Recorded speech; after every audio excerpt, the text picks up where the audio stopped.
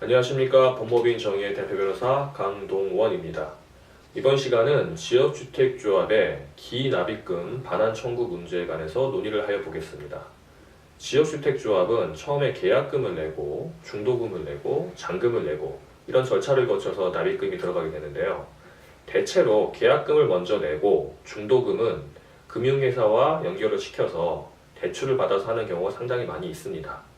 그런데 지역주택조합이 제대로 운영되지 않는 경우가 많다 보니 사업이 진행되면서 계속 비용들이 눈덩이처럼 불어나서 중도금을 계속 올리고 또 소위 말해 잔압금 또는 의무납입금이라고 해서 돈을 별도로 걷는 경우가 많이 있습니다.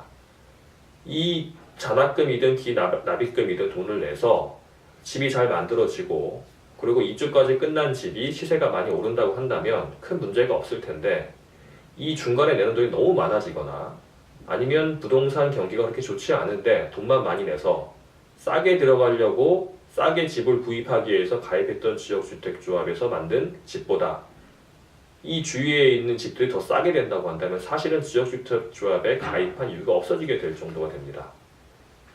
그래서 이 지역주택조합에 가입한 조합원들이 아주 조합이 파행적으로 운영되거나 그리고 처음에 가입계약과 상당히 다른, 그래서 그 지역주택조합에 가입한 이유를 찾지 못할 만큼 달라진 상황이 있다고 한다면 이미 납입한 돈을 돌려달라라고 하는 기납입금 반환 청구를 하게 됩니다.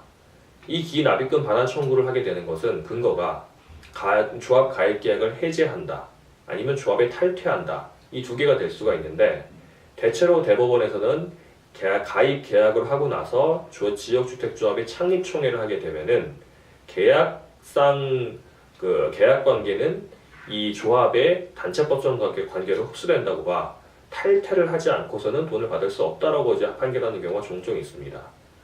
그래서 과연 이 기납입금 반환 청구 문제는 탈퇴 문제로 연결이 됐는데요.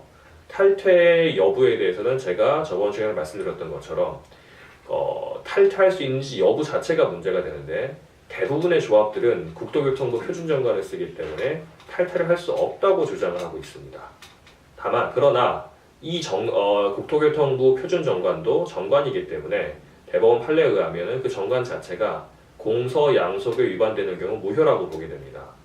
만약에 탈퇴 금지 조항이 무효가 된다고 한다면 일반 법리에 의해서 탈퇴할 수 있는지 여부가 심리가 될 것이고 그 탈퇴가 인정된다고 한다면은 납입금 반환 청구를 승소할 수 있게 되는 것입니다.